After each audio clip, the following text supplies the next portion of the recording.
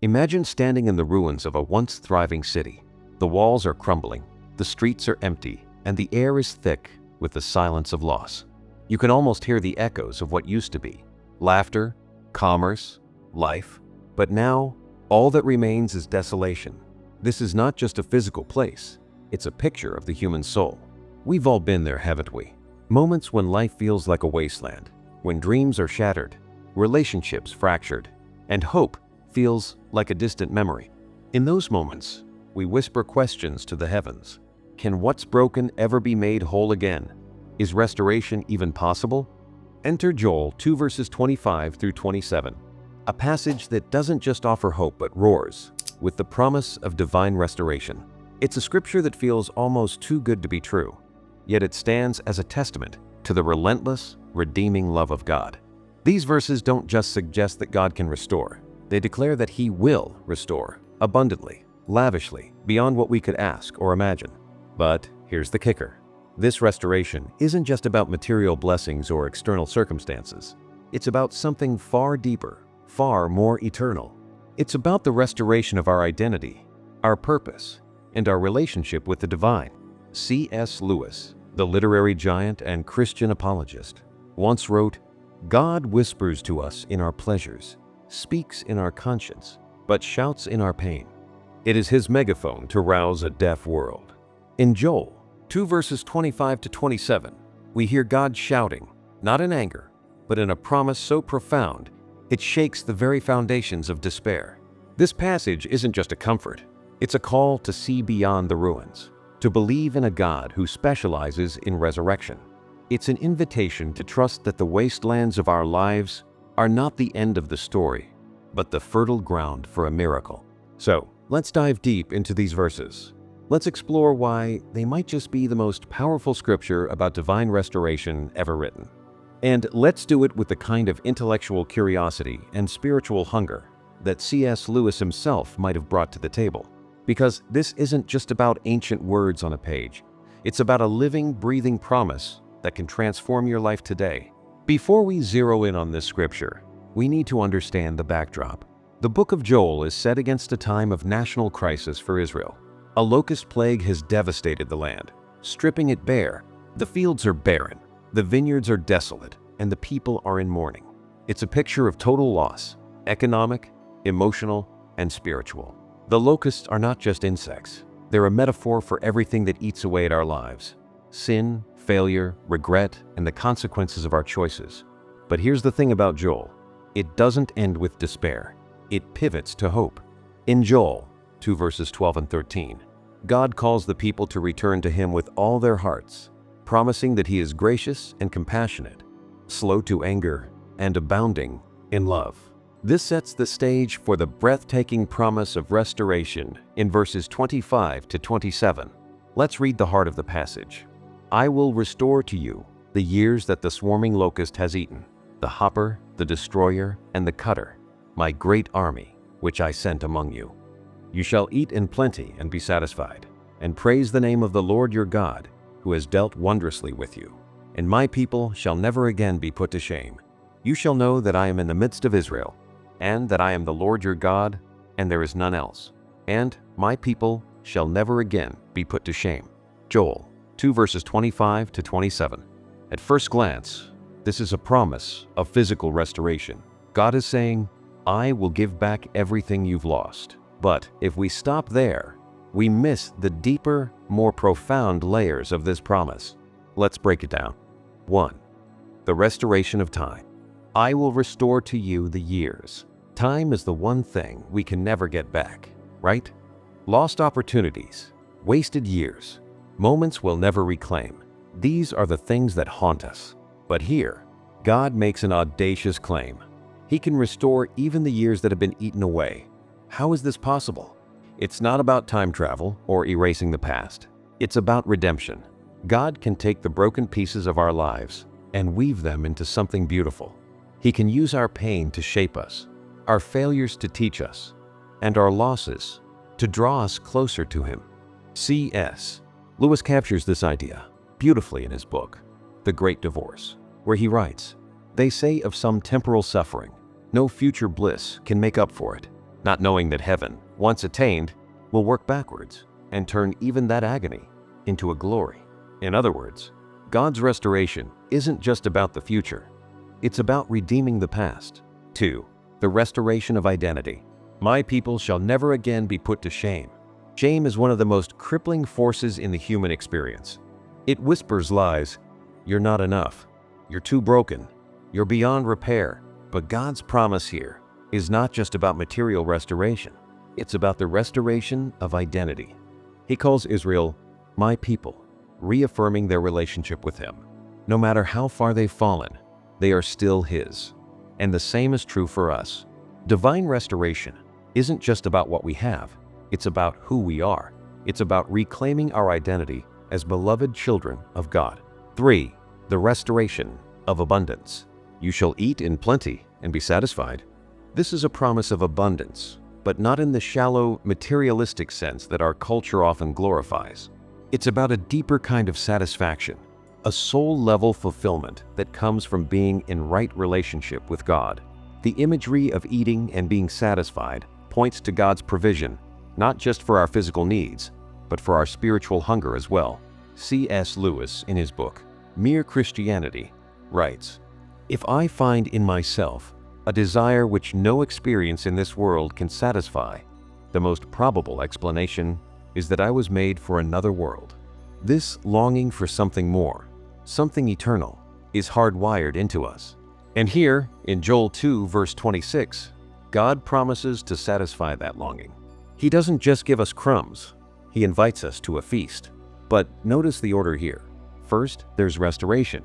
Then there's satisfaction. It's a reminder that true abundance flows from divine restoration. We can chase after all the world has to offer, success, wealth, relationships, but until we allow God to restore what's broken in us, we'll always be left wanting. 4. The restoration of intimacy with God. You shall know that I am in the midst of Israel, and that I am the Lord your God, and there is none else. This is perhaps the most profound part of the promise. Restoration isn't just about what God does for us. It's about what He does in us. It's about drawing us into deeper intimacy with Him. The phrase, you shall know, is significant. In Hebrew, the word for know is yada, which implies a deep, personal, experiential knowledge. It's the same word used to describe the intimacy between a husband and wife. God isn't just restoring Israel's land or resources. He's restoring their relationship with Him. He's reminding them, and us, that He is not distant or detached. He is in the midst of His people. He is present. He is near. C.S. Lewis, in his book, The Problem of Pain, writes, God whispers to us in our pleasures, speaks in our conscience, but shouts in our pain. It is His megaphone to rouse a deaf world. In the midst of our brokenness, God is shouting His love, His presence, His promise to never leave us. And as we experience His restoration, we come to know Him in a way that transforms us from the inside out. 5. The restoration of dignity. And my people shall never again be put to shame. This promise is repeated twice in these verses, underscoring its importance. Shame is a universal human experience. It's the feeling that we're unworthy, unlovable, irreparably flawed. But God's promise here is a resounding declaration of our dignity. He is saying, you are mine, and I will not let shame define you. This theme of dignity restored is echoed throughout Scripture. In Zephaniah 3 verse 19, God says, I will deal with all who afflict you. I will save the lame and gather the outcast, and I will change their shame into praise and renown in all the earth.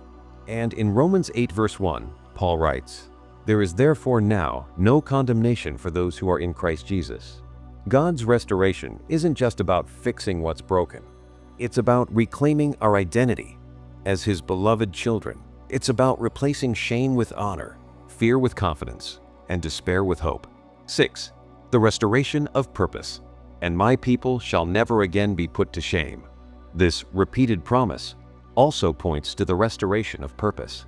Shame often paralyzes us, making us feel unworthy of love, unworthy of calling, unworthy of life itself.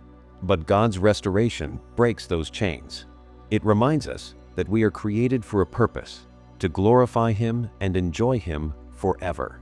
In the book, The Weight of Glory, C.S. Lewis writes, "There are no ordinary people. You have never talked to a mere mortal.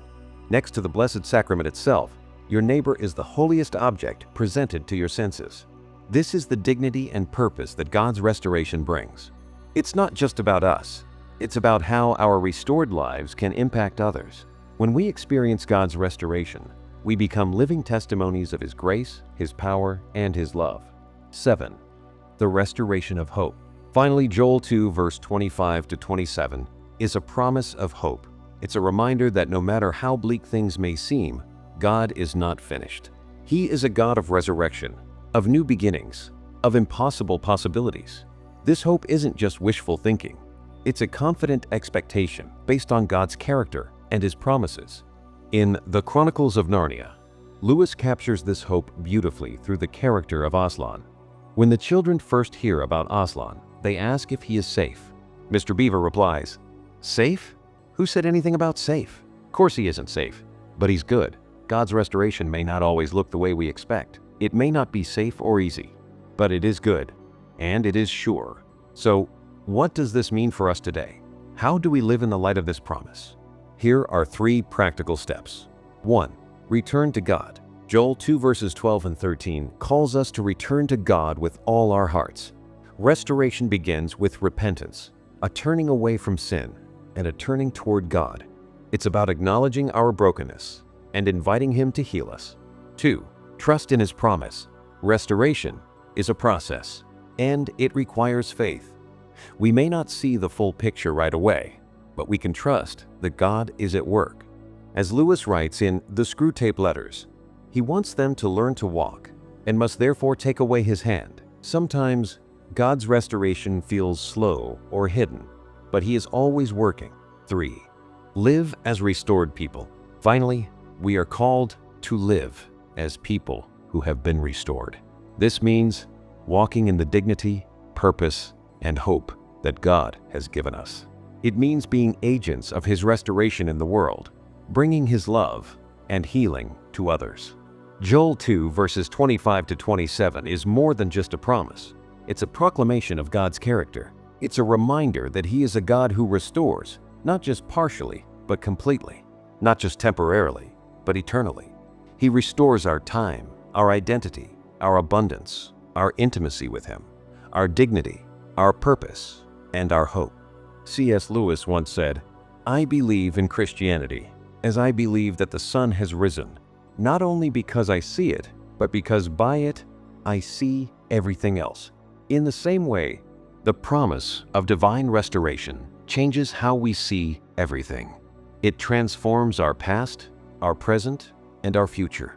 It reminds us that no matter how broken we are, no matter how lost we feel, God is in the business of making all things new.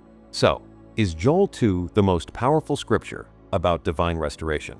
Perhaps. But more importantly, it's a living, breathing invitation to experience that restoration for ourselves. It's a call to step out of the ruins and into the light of God's redeeming love. And it's a promise that no matter what we've lost, the best is yet to come. If you found this video valuable, your support through sharing, liking, commenting, and subscribing to the channel would be priceless. See you in the next one.